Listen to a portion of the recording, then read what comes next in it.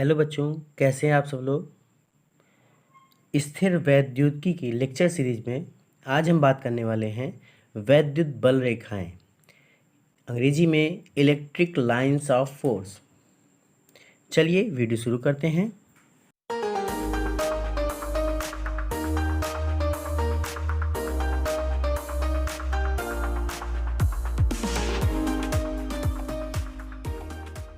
देखिए, वैद्युत बल रेखाओं की परिभाषा आपके सामने मौजूद है।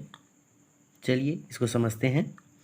लिखा है, वैद्युत बल रेखाएं वैद्युत क्षेत्र में खींची गई वह काल्पनिक निष्कोण वक्र रेखाएं हैं जिस पर एक स्वतंत्रकृत एवं पृथक्कृत एकांक धनावेश चलता है।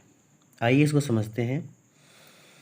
वैद्युत क्षेत्र में खींची गई वह काल्पनिक निष्कोण वक्र रेखाएं। काल्पनिक का मतलब आप समझते हैं जिसका अस्तित्व मौजूद नहीं होता है, केवल इसकी हम कल्पना करते हैं, तो उसे हम क्या कहते हैं? काल्पनिक। निष्कोण, निष्कोण का मतलब ये बिना किसी कोण के बनती है। वक्र मतलब वक्राकार होती हैं। रेखाएं हैं जिस पर स्वतंत्रकृत मतलब वो पूरी तरह से स्वतंत्र है, किसी और दबाव में नहीं है, एवं पृथक्कृत। पृथक्कृत का मतलब एक डायरेक्शन इसने ले लिया है तो वो डायरेक्शन उसका फिक्स है, वो बार बार दिशा अपनी नहीं बदलता है। पृथक्कृत का मतलब है वो बार बार अपनी दिशाएं नहीं बदलता है। ठीक। पृथक्कृत एकांक धनावेश चलता है। सबसे इम्पोर्टेंट, एकांक धनावेश चलता है। हमेशा ध्यान रखिएगा, जब भी आवेशों की बात की जाएगी तो हमेशा धन आवेश या ऋण आवेश में से धन आवेश ही ऋण आवेश की ओर प्रदर्शित किया जाता है। ऋण आवेश अपने स्थान से नहीं छोड़ेगा, लेकिन धन आवेश हमेशा ऋण आवेश की ओर जाएगा।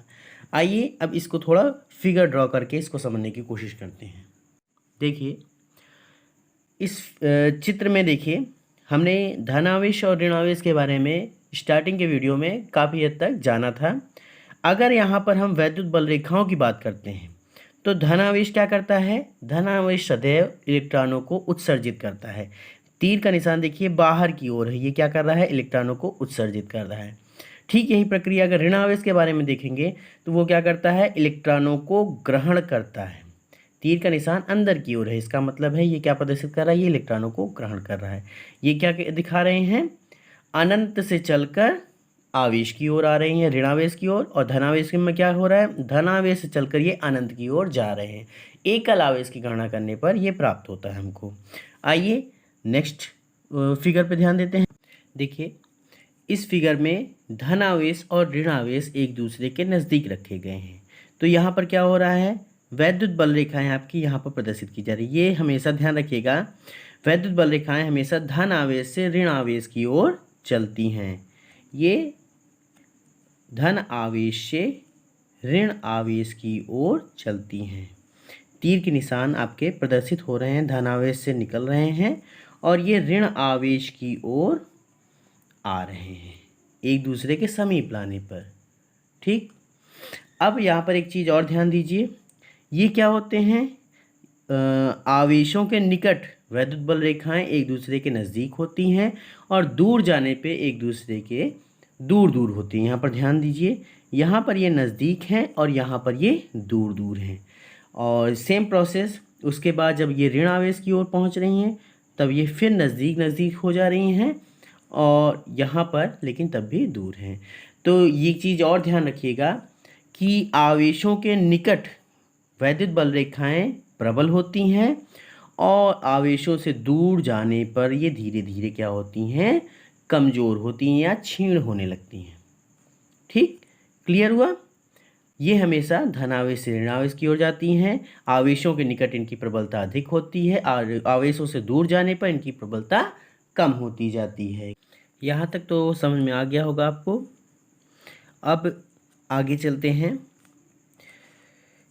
अगर धन आवेश और ऋण आवेश के स्थान पर अगर हम इस तरह से दो समान आवेश रखते हैं तो उनकी वैद्युत बल रेखाएं इस प्रकार से होंगी जो कि आपको प्रदर्शित हो रही हैं इस चित्र में। यहाँ पर ध्यान रखिएगा, ये आप पहले भी पढ़ चुके हैं आवेशों के बारे में कि समान आवेश, यहाँ धन आवेश और धन आवेश है, ये क्या है, समान आवेश है। समान आवेश एक दूसरे को प्रतिकर्षित करते हैं तथा विपरीत आवेश एक दूसरे को आकर्षित करते हैं, जैसा कि इस फिगर में प्रदर्शित किया गया है। आशा करता हूँ आपको वैद्युत बल रेखाओं के बारे में समझने में आसानी हुई होगी। कोई भी दिक्कत आती है कमेंट कीजिए, और अगले वीडियो में हम लोग वैद्युत द्विध्रुव के बारे में पढ़ेंगे।